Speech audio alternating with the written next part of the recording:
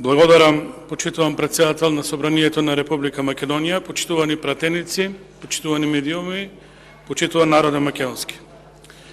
Пред нас е законот за зоотехника и на почетокот морам да кажам дека овој закон представува усогласување на оваа материја од сточарството со ЕУ регулативата и е еден од ретките закони кои го работевме оваа година на Комисијата за европски прашања и е навистина усогласување со ЕУ регулативата.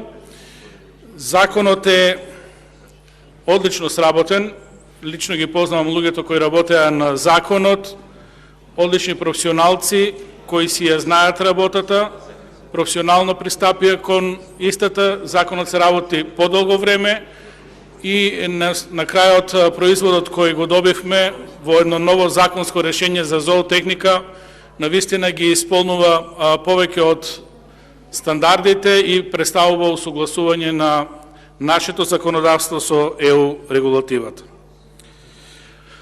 Убеден сум дека оваа материја и текако потребна за современо сточарство во Македонија. На некој начин реков се усогласуваме со ЕУ директивите, односно со ЕУ регулативата. Меѓутоа, многу побитно е тоа што прифаќаме високи стандарди за оваа проблематика. Затоа што оваа проблематика во Европската Унија е и текако третирана на високо ниво и представува висок интерес за Европската Унија. Ги охрабрувам луѓето кои работеа на законот да продолжат со оваа темпо, затоа што покрај законот треба да се изработат и подзаконски акти.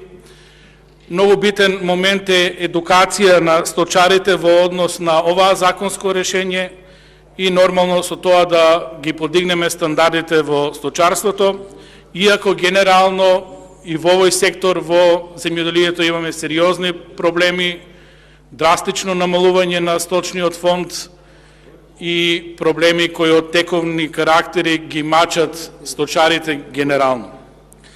Целта на овој закон е уредување на сточарството поради следниве главни причини: обезбедување на квалитетен приплоден материјал, производство на квалитетни производи од анимално потекло, заштита на биолошката разновидност и стварање на генетски банки во сточарството.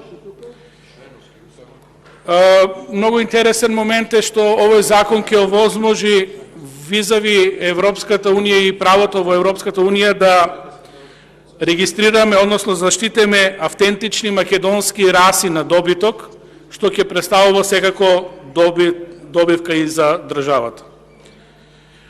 Овој закон исто така уредува и производство и промет на пчелни матици, одгледување на живина за приплод, генерално подобрување на особините на животните и остварување на правата и уврските на одгледувачите на животни. Значи, една широка лепеза на цели кои реално се постигаат со овој закон, затоа што, реков, представува висок дострел во ЕУ регулативата. Кога сме кај ЕУ регулативата и земјоделството во Европската Унија, овде морам да повлечам дека тие високи стандарди генерално се нормирани од самата политика во Европската Унија. Покрај тоа што го усогласуваме овој закон, ние генерално треба и нашата политика во земјоделството да ја усогласиме со политиката на земјоделството во Европската Унија, затоа што еден од главните столбови на таа политика на устојување на Европската Унија представува точно земјоделската политика.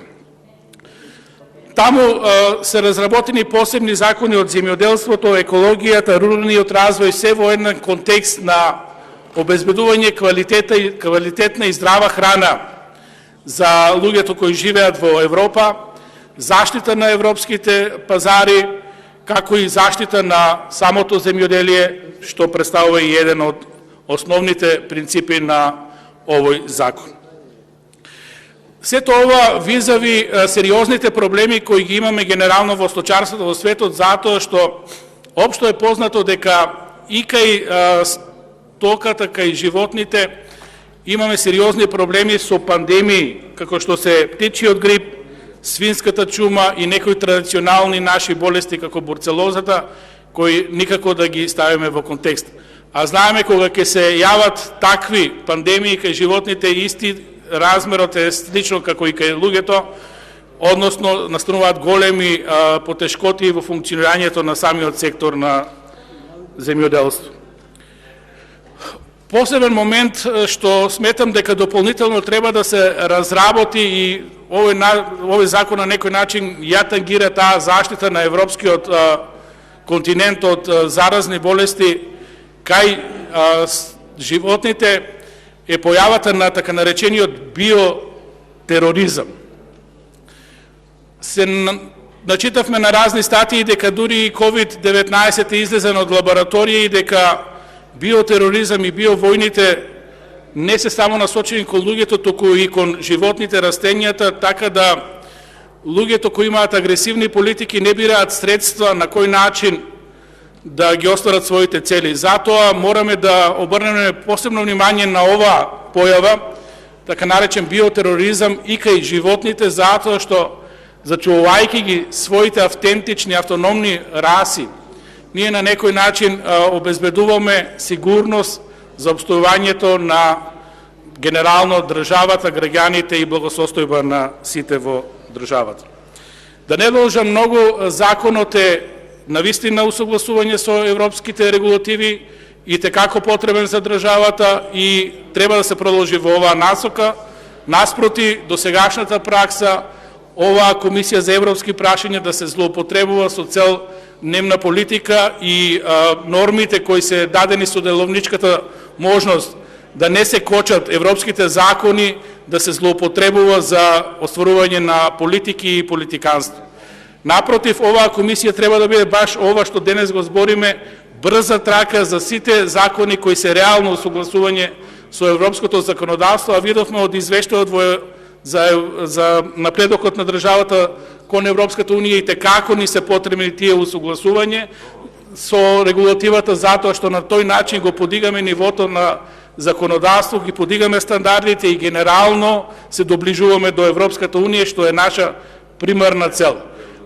Доколку тоа не го направиме и останеме заковани во рововите и општата политика, општото политиканство, ние секој ден наместо да се приближиме, оддалечуваме од Европската унија.